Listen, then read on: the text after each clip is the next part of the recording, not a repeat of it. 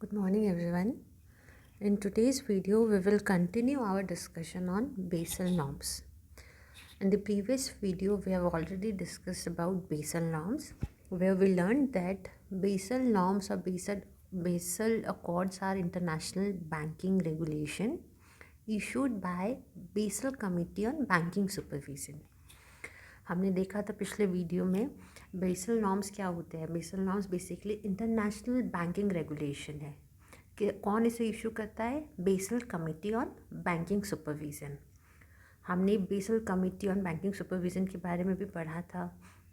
ये एक this is Basel committee on banking supervision is basically a primary global standard setter for prudential regulation of banks and provides a forum for regular cooperation on banking supervision matters for central bank of different countries.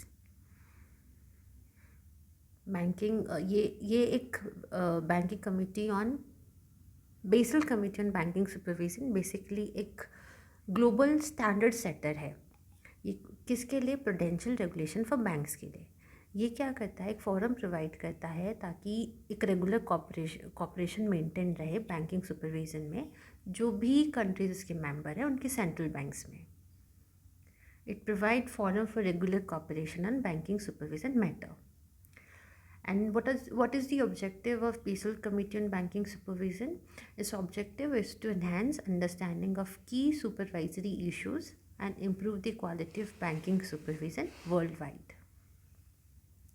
हमने देखा था कि norms क्यों issue होते हैं. Bank, जैसे कि हमने देखा, banks lend to different type of borrowers and each carries its own risk.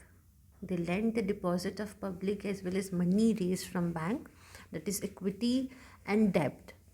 They exposes the bank to a variety of risk of default and as a result they fail at times.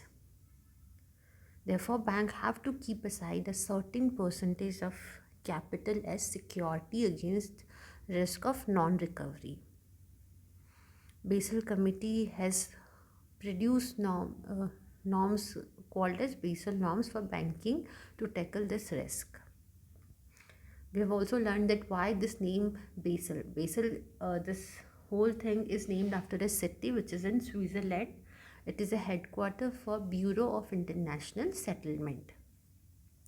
Bureau of International Settlement fosters cooperation among central bank with a common goal of financial stability and common standard of banking regulation. It was founded in 1930. The Basel Committee on Banking Supervision is housed in BIS office in Basel, Switzerland. Now let's talk about these norms. What are these norms? Basel Committee has issued 3 sets of regulation which are known as Basel 1, Basel 2 and Basel 3. Basel 1, let's talk about Basel 1 first. In 1988, BCBS Basel Committee on Banking Supervision introduced capital measurement system called Basel Capital Accord, also known as Basel 1. It focused almost entirely on credit risk. It defined capital and structure of risk weights for bank. Naturally, if the capital with the bank is adequate to cover the risk they have invested in, therefore the bank is safe. The minimum capital requirement was fixed at 8%. 8% of risk weighted assets. What is risk weighted assets? Risk weighted assets या फिर RWA means assets which have different risk profile. For example, an assets backed by collateral would carry lesser risk as compared to personal loans which have no collateral. India adopted Basel I guidelines in 1999. The Basel norms are set by Basel Committee on Banking Supervision. So it was introduced in 1988 and the prime focus was on credit risk. Credit risk is possibly a possibility of a loss resulting from borrower's failures to repay a loan or meet contractual obligation. Traditionally, it refers to a risk that a lender may not receive the own principal and interest. It defined capital and structure of risk weights for bank. As we have already discussed that the minimum capital requirement was fixed at 8%. 8% of risk weighted assets. Risk weighted assets, as we have already discussed, are the risk, means the assets which carry different risk profile. India adopted Basel I guideline in 1999. Now let's talk about Basel II. In 2004, Basel II guidelines were published by BCBS, which was considered to be refined and reformed version of Basel I Accord. The guideline was based on three parameters, that is, banks should maintain a minimum capital adequacy requirement of 8% of risk assets. In India, such a practice is equivalent to maintaining a capital adequacy ratio. Banks were needed to develop and use better risk management techniques in monitoring and managing all three types of risk, that is credit and increased disclosure requirement. Increased disclosure requirement raise the confidence of investors and depositors in bank. The more transparent a bank is, the more stable it deemed to be. Banks need to mandatory disclose their risk exposure, etc. to central bank. This is important so that central bank is aware of risks that the banking system is going through. There is a practice in India to publish biannual financial stability report by RBI. The latest report published recently is in June 2014.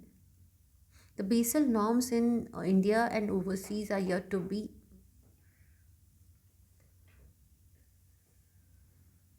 so let's talk about Basel 2 from our presentation. In 2004, Basel 2 guidelines were issued by BCBS. These were refined and reformed version of Basel first Accord. This we have already discussed. The guideline was based on three parameter: capital adequacy requirement, in which the bank was supposed to maintain capital adequacy requirement of 8% of risk assets. Then was supervisory review, and then was market discipline. According to supervisory review, the banks were needed to develop and use better risk management techniques in monitoring, managing all three types of risk that a bank faces, that is credit, market, operational risk. Market discipline. This needs increased disclosure requirement. Bank need to mandatory disclose the CAR, capital adequacy ratio, risk exposures, etc. to central bank. Basel II norms in India and overseas are yet to be implemented, though India follows this norm. India already follows these norms. Then we have Basel III. In 2010, Basel III guidelines were released. These guidelines were introduced in response to financial crisis of 2008. A need was felt to further strengthen the system as banks in the developed economies were undercapitalized, over-leveraged, and had a greater license on short-term funding. Too much short-term funding makes the bank prone to risk. Banks generally rely on short-term funding because it is profitable. Also, the quantity and quality of capital under Basel II were deemed insufficient to contain any further risk. This was because the banking system was growing.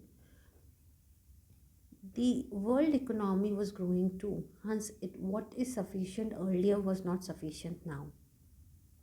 Basel III norms aim at making most banking activities such as trading books activities more capital intensive.